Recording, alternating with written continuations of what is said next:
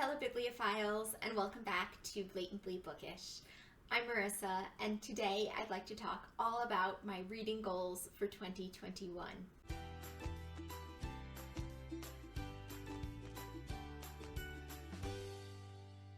I am definitely ready to say goodbye to 2020.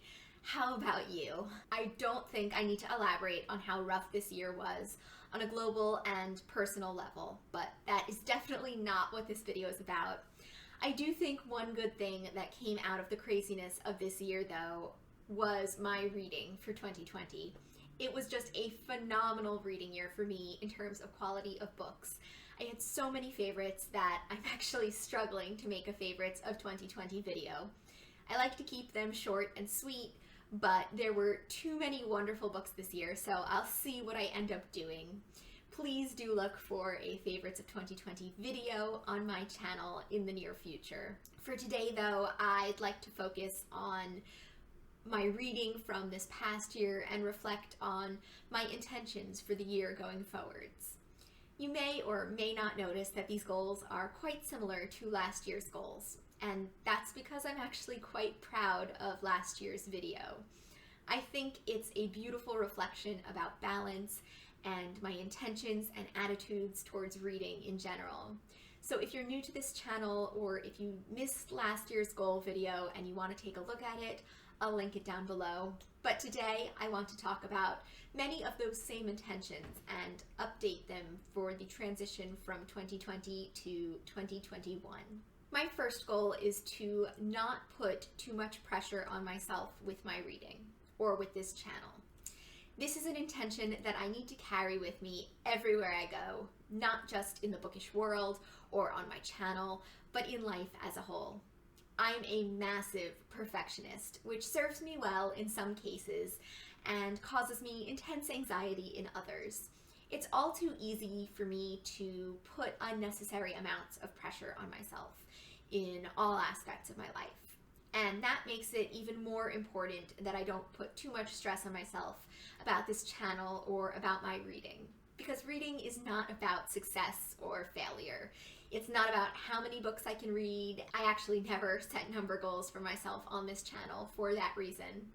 And it's not about how well I read the books or how well I analyze them. It's all about reading meaningfully and reading books I like for whatever the reason. Sometimes I like books because they lend themselves to deep analytic discussion.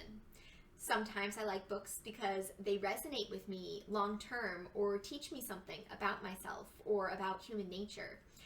And sometimes they're nostalgic and bring me back to a different time in my life. And sometimes I simply like books because I enjoy the experience of reading them and because I had fun. It can be as simple as that. Last year, I also wanted to keep a bullet journal. I was very excited about my bullet journal last year.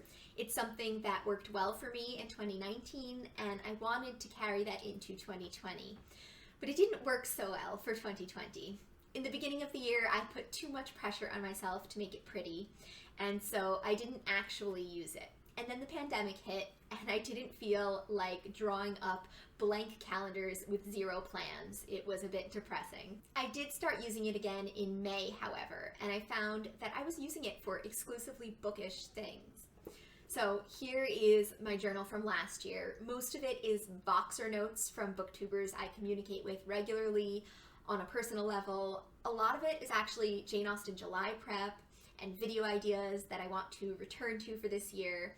There are a lot of bookish TBR lists. I think there's a TBR for authors of color, an American classics list, a list of all of Gaskell's short stories because I kept getting confused about how many there were. She has written a lot of short stories. There's a list of Victorian books that I have access to for free on my e-reader and that I always seem to forget about. And the only 2 months of calendars that are filled are my Jane Austen July calendar, which, let me show you, and my Victober calendar. And they're filled with my reading schedule for those intense readathon months. So that really says a lot to me. What I use notebooks for most of all is books and bookish related things. So I'm making a reading journal this year, or at least a journal that's focused a lot more on reading than ever before, and I'm so excited for it. I'm keeping the design of it a lot more low maintenance, and I'm not decorating it, although I noticed that a sticker somehow got stuck to it, so I guess it has that little decoration there. And instead of blank pages, there are lines, which is much more conducive to writing. This is a very different format for me, and I look forward to experimenting with what I put in it and how I structure it. I have lots of different ideas to try, and I'm so excited about it. My next goal is to commit to my buddy reads. Buddy reads are hands down my favorite part of BookTube. I love how they enable me to connect with other readers and discuss books in depth, to squeal over all our favorite parts and theorize about what will happen next, to discuss different interpretations and characterizations and themes, and to just hear someone else's detailed perspective. It's what this community is all about. And it's something that I can't fully do on my channel without spoiling the books I read for people who haven't read them before. This past year, I had some spectacular buddy reads. The buddy reading highlight for me was Two on a Tower in October. There was just such a wonderful group of ladies on that Voxer chat. I found their ideas to be insightful, and I loved getting updates on their gorgeous fiber arts projects. They are so talented. The book wasn't actually all that great, but I think I enjoyed it all the more because of the Stitch and Listen experience.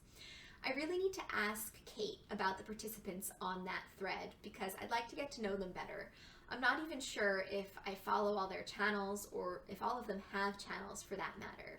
I also had a wonderful buddy read with Mary from Happily Ever Esh this year. We talked about A Place for Us, which was an amazing book made even more spectacular through our discussions. I got to buddy read with Jenny from Bookish Shenanigans and Claudia from Spinster's Library, and of course Katie from Books and Things is always a treat to buddy read with. I love how our buddy reads don't even have strict structures anymore. We just read books around the same time and discuss them in depth. And I squeezed in a buddy read with Heather from Fresh Parchment this year too, which was wonderful. I'm excited to fill, but also hopefully not overfill, my reading life with buddy reads in 2021. If you have an idea of something you'd like to read with me this year, maybe something I've mentioned in a previous video, or something that you feel that I would really enjoy, please write something in the comment section or email me or DM me on Instagram or however you feel most comfortable reaching out. I'm already organizing my buddy reads for the year and I'm very excited for them. Last year, I know that I mentioned that I wanted to try to only buy books that I've either read already and enjoyed or plan to mark up and annotate. The thought behind that was about keeping my physical TBR to a small size so it didn't stress me out. I find that I used to struggle with reading books off my shelves and deciding what to read next. And all of that is still true to some extent, but the pandemic made me reevaluate the privilege I have of acquiring books. I was so grateful that I had all of these possibilities, despite not being able to physically go to the library anymore. As the pandemic went on, I purposely let myself buy whatever I wanted, within reason, of course. I wasn't going to spend a fortune on books, but I wanted to support certain bookstores, and once I started working again, the thrill of coming home to bookish mail after a long day of work made the pandemic just a bit more bearable. I had always been a heavy user of the library, and ordinarily I would treat myself to frequent library trips when I had a particularly bad day. I'd let myself browse for as long as I'd like. Obviously, that wasn't possible anymore, and it still isn't. So I've been acquiring a lot of books, and it's been keeping me sane, and frankly, that's great. This year, I don't know when my library will open again. I don't like curbside pickup, and I don't like having a 20-minute browsing limit. So really, as vaccination becomes more popular and library and pandemic restrictions change, I'll reevaluate my thoughts on acquiring books.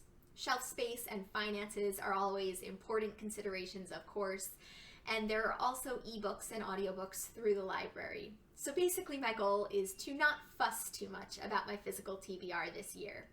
If it doesn't stress me out and doesn't surpass the physical limitations of my bookshelves or my financial limitations of my wallet, then it's fine. I think it's something that I just care far less about right now than I did last year. But it's something that I wanted to mention and address because the lack of libraries has really changed my reading life this past year and the way that I think about acquiring books. This year, I'd like to add a goal of planning ahead in a flexible manner on my channel. And of course, I'll explain what that means exactly. I was so proud of how I did Vlogmas this past year. It's something I had wanted to do for a while and never thought I had the time for. And I didn't have the time for it this year either, really. But I made it happen because I had my heart set on it this year. I wanted a change and something exciting to look forward to. Planning and executing the 12 days of Vlogmas project to completion was very satisfying, and it renewed my excitement for this channel. All too often, I have ideas for this channel that just never come to fruition. They're good ideas, but I don't have the time or the energy to make them happen, and that's really very frustrating. But Vlogmas showed me that that can be okay sometimes, and that if I plan a little and improvise a little, things actually work out very well. Originally, Vlogmas was supposed to include a Christmas cookie making vlog, and a video on the Christmas Carol was supposed to be deeply analytic, and I wanted to do a Hanukkah vlog. And those ideas were really great, but what I ended up doing was great too. The read-alongs were not part of the original plan, neither was the holiday tea ramble or the quarantine book haul. And yes, I lost a ton of subscribers during Vlogmas this year, but more importantly, I had a lot of fun. So this is just all to say that I am excited for the upcoming year, and I hope to embrace this combination of planning ahead and also finding spontaneity within my channel. Speaking of which, I'm very excited for something that I'm doing on my channel this year, and that is the Bronte Project. I am going to reread all of the Bronte sisters novels on my channel this year. It's something I've thought about doing for a while now, and I decided that it is finally time. So I would love for you to join me. I'll link my announcement video down below if you would like more details about the reading schedule or about any of the Bronte books. And you'll see that I purposely leave a little wiggle room for spontaneity within this project, both for me and for my fellow readers. So that's enough of my indulgent ramblings. I would love to know in the comments below, what are your goals for 2021? Do you have any special reading projects you're excited for? I'm eager for the Bronte Project, obviously, but also for the Classics community, hosted by Lucy the Reader, and A Year in Mitford, which is being hosted by Kate Howe and Rainey Reads, and a few other wonderful booktubers. So what else are you excited for? Is there anything that you want to buddy read with me? Please don't hesitate to reach out if there is. Is there something particular that you'd like to see on my channel, or something particular that you'd like to see more of on my channel this year?